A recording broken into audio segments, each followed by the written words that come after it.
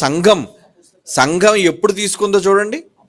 అపోస్తుల కార్యములు 20వ అధ్యాయం 7వ వచనం. ఆదివారమున అంటున్నాడు చూడండి. ఆదివారము అంటే ఆదివారం ఎప్పుడు వస్తుంది? సంవత్సరంలో ఎన్ని ఆదివారాలు వస్తాయి?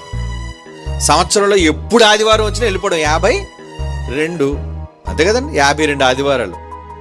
52 ఆదివారాలు ఒక సంవత్సరంలో, రెండో సంవత్సరంలో మళ్ళీ 52.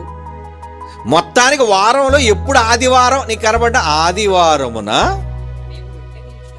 మేము రొట్టె విరుచుటకు కూడినప్పుడు. ఏ ఆదివారమున అలా మళ్ళీ ప్రశ్న ఇవ్వకూడదు. ఏ ఆదివారమున?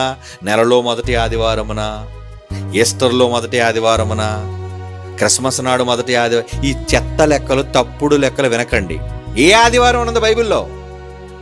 ఆదివారం అన్నాడు. వారములో ఏ వారం? ఆదివారం. నెలలో ఏ ఆదివారం? నెలలో మొదటి ఆదివారం. ఇప్పుడు చూడండి, అప్పుడు సెకండ్ సాటర్డే. ఇప్పుడు బ్యాంకులన్నీ కూడా 4th సాటర్డే హాలిడే అట పెట్టుకున్నారు వాళ్ళు రూల్స్. మరి ఏం చేస్తాం? మరి మనమే కదా ఇబ్బంది పడేది. అలా దేవుడు పెట్టిన రూల్ అంటే ఆదివారం అనేసరికి నువ్వేమైపోవాలి? వెళ్ళిపో రొట్టె దగ్గరికి, ద్రాక్షారసం దగ్గరికి వెళ్ళిపో. కానీ భయం ఉందా? ఆదివారం పర్లేదండి, Sunday is a holiday, holiday is a జాలీడే.